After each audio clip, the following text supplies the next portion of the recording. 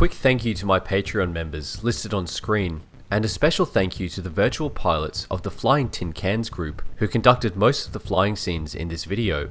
As always, please like the video and leave a comment or simply an emoji for the sake of the YouTube algorithm. In the early morning of New Year's Day, 1945, hundreds of German planes prepare to take off from bases scattered throughout Germany to mount a surprise attack on British Commonwealth and United States Army Air Force bases in France and the Low Countries. For months, a Grosser Schlag, or a Great Blow, has been prepared by General of Fighters Adolf Galland to counter the increasingly massive Allied armadas over Western Europe. What was originally planned to be a mass air engagement against daylight bomber streams has morphed into a mission to attack Allied planes on the ground in support of Operation Nordwind, the Wehrmacht's last-ditch effort after the breakdown of the Rundstedt offensive, better known as the Battle of the Bulge. Due to severe winter conditions, the air component of Nordwind, codenamed Operation Bodenplatte, or baseplate, was postponed until the first day of clear weather. On this Sunday, the 1st of January, the Luftwaffe's final large-scale effort will go ahead. By about 0830 hours, about 850 aircraft are airborne, heading for their assigned target airfields at less than 1,000 feet or 300 meters to avoid detection. For part of the journey, the fighters followed Ju-88 navigation aircraft. JG-1 heads for the RAF airfields at St. Denis Westrom, Maldegem and Ursel. JG-26 and 3rd Grupper JG-54 will strike at RAF Ever and Grimbergen, two airbases adjacent to Brussels. JG-27 and 4th Grupper JG-54 will attack RAF Melsbroek a few kilometers from Ever. JG-3 heads towards RAF Eindhoven. JG-6 targets RAF Volkel. JG-77 will attack RAF Deurne near Antwerp. JG-11 will strike at the United States Army Air Force Base at Arches. JG-4 will attack the US Air Base at Le Coulon. JG-2 and SG-4 will strike at the United States Army Air Force Base at St. Trond. Finally, JG-53 will attack American air bases at Frascati and Itain in France. As will be seen, the confusion of the operation leads to significant variations in this order of battle. The events of the day are so chaotic and disparate that it is difficult to create a 100% accurate timeline. Most of the pilots are inexperienced trainees who are led by a dwindling supply of experten, veteran expert pilots. Unlike the Western Allies, who rotate their pilots in and out of combat with tours, Luftwaffe pilots keep flying until they are wounded or killed. In this unsustainable practice, many of the experten have seen action since 1939 or before, and have therefore accumulated aerial victories numbering in the dozens to the hundreds. The Luftwaffe has reached a critical state as this veteran corps is overly relied upon and new pilots are highly vulnerable as they are overwhelmed by Allied air superiority. Messages of the impending attack are not received by German anti-aircraft batteries. As any formation of aircraft is assumed to be Allied, gun crews shoot down many friendly aircraft. Previous assertions that up to 30% of Luftwaffe losses on this day were caused by friendly fire are false. According to air historians Munro and Putz, no more than 5% of German fighters were lost to friendly fire, which amounted to about 30 aircraft. On the other hand, about 50% of all losses for the day were caused by Allied flak, about 130 aircraft. Oberstleutnant Herbert Ehlefeld, leading JG-1 with 126 victories, is hit by friendly fire near The Hague and crashes near Rotterdam within friendly territory. On approach to Brussels, the trailing elements of 1st Grupper JG-26 and 3rd Grupper JG-54 are intercepted by Polish pilots of 302, 308 and 317 Squadron RAF. As a dogfight breaks out, some 308 and 317 Squadron Spitfires head back to their base at St. Denis Westrom. St. Denis Westrom Airfield, home to number 131 Polish Wing and number 85 Group Communications Squadron, is populated by Spitfire Mark 9s and a collection of Mosquitoes, Austins, Ansons, and emergency-landed US bombers. Flight Lieutenant Wacław Chojnacki is in the process of landing his Spitfire, which has had problems with release of its ordnance. At 0930 hours, more than 30 FW-190A8s of 2nd Gruppe JG-1, led by Oberleutnant Fritz Wegner, attacks the airfield from the north.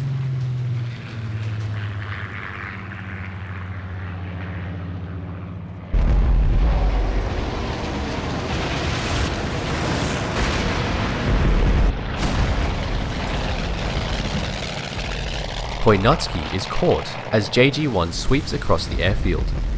He opens his throttle and climbs to engage.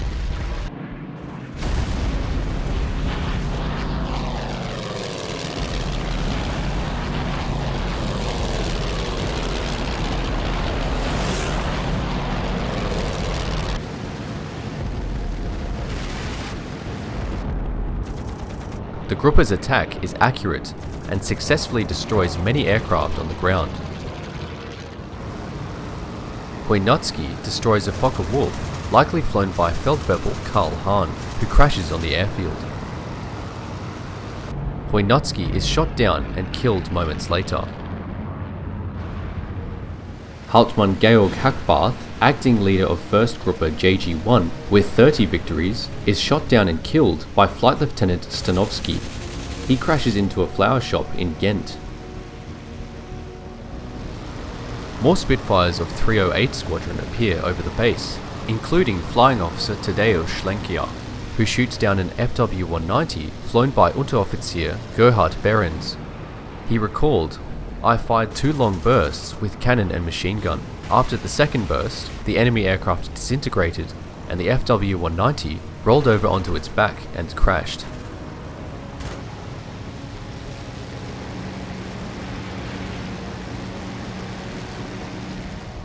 Schlenkia belly lands his aircraft after running out of petrol. This photo is taken sometime after.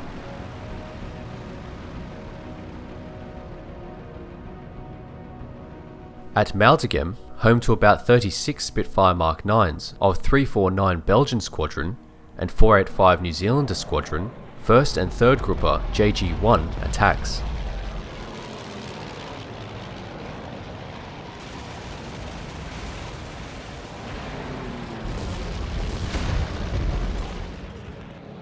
About 12 aircraft strafe the airfield at 0920 hours, inflicting heavy losses on the New Zealander Squadron.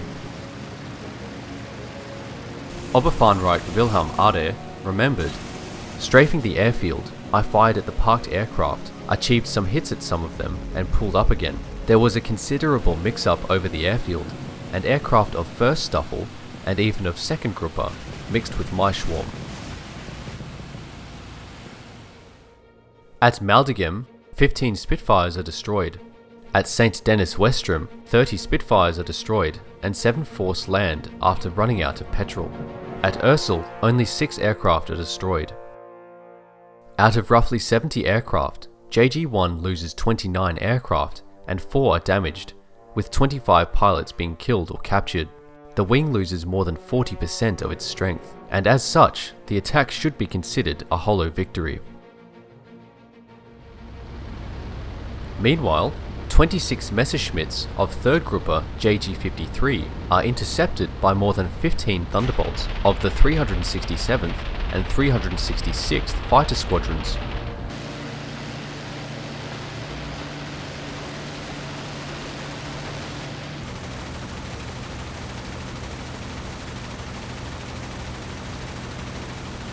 The attack on Itain is completely aborted, with 3rd Gruppe JG-53 losing 11 fighters for no US losses.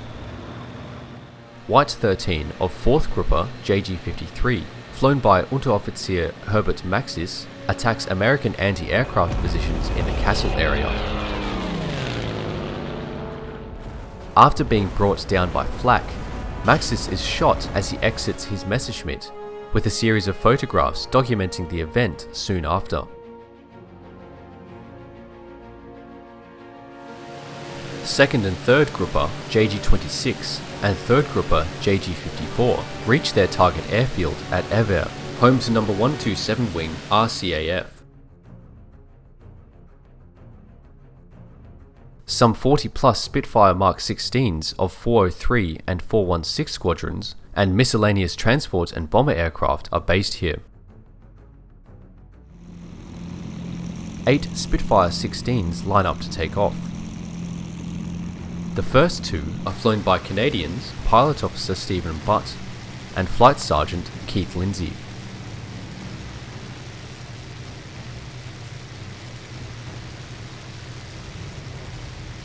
About 60 FW-190 D9s and BF-109 K4s, led by Major Anton Hackel, come screaming in as Pilot Officer David Harling begins to take off.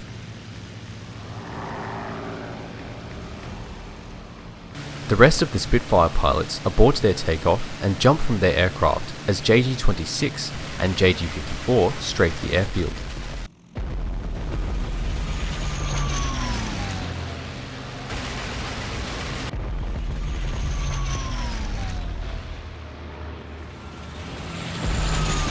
For the next 30 minutes, the German pilots inflict extensive damage on the airfield defences and aircraft. Flight Lieutenant Philby recalled, "Errant bullets and ricochets whizzed past us. We dived into a nearby slit trench from which we were able to observe the uncounted destruction of most of the many parked aircraft around B-56 Ever." Flight Lieutenant Harling intercepts a German fighter over the airfield and shoots it down.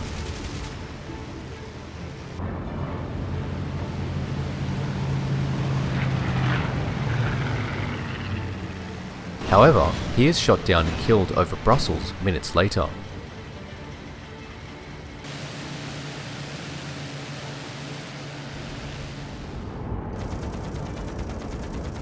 Present on the airfield is Wing Commander James Johnny Johnson, the RAF's leading ace of World War II with 34 victories.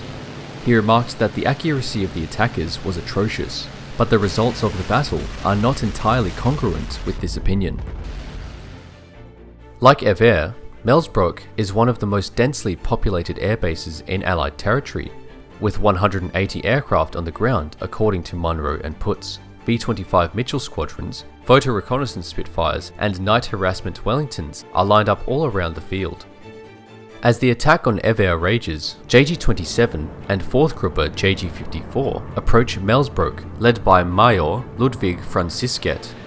50 plus BF-109 G-14s and FW-190 A8s fall upon the airbase in 2 waves.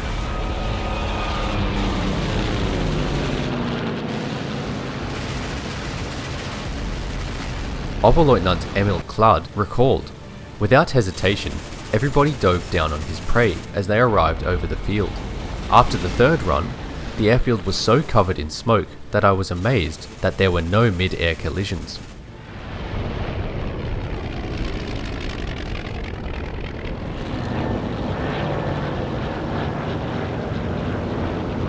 As the attack continues, Flight Lieutenant Butt and Flight Sergeant Lindsay enter the fray and shoot down 5 aircraft between them.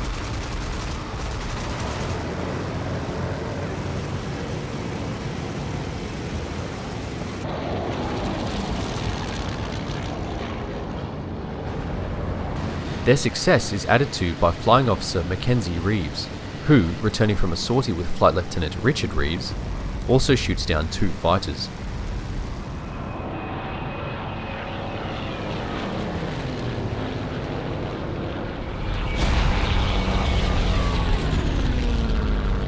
At Ever, more than 60 aircraft are destroyed, with 16 more left damaged. Melsbroek is left with 49 aircraft destroyed and 9 damaged. Grimbergen, which only days earlier was vacated by No. 132 Wing, hosts only 6 aircraft, all of them are destroyed. JG-26 and JG-54 lose 40 aircraft and 30 pilots killed or captured, about a 30% loss ratio. JG-27 and JG-54 lose about 20 aircraft and 17 pilots killed or captured. The attacks on Ever and Melsbroek can be considered successes despite considerable losses. Searching for RAF Volkel, about 70 aircraft of JG-6 stumble upon RAF Heish as Spitfires of 401 Squadron, Royal Canadian Air Force, line up for takeoff. Flight Lieutenant Doyle recalled, "I don't think the Germans knew there was an airfield at Heish because, although they flew right over it, they didn't seem to have it targeted." A hurried scramble of several Canadian squadrons occurs as JG-6 continues its search for Volkel.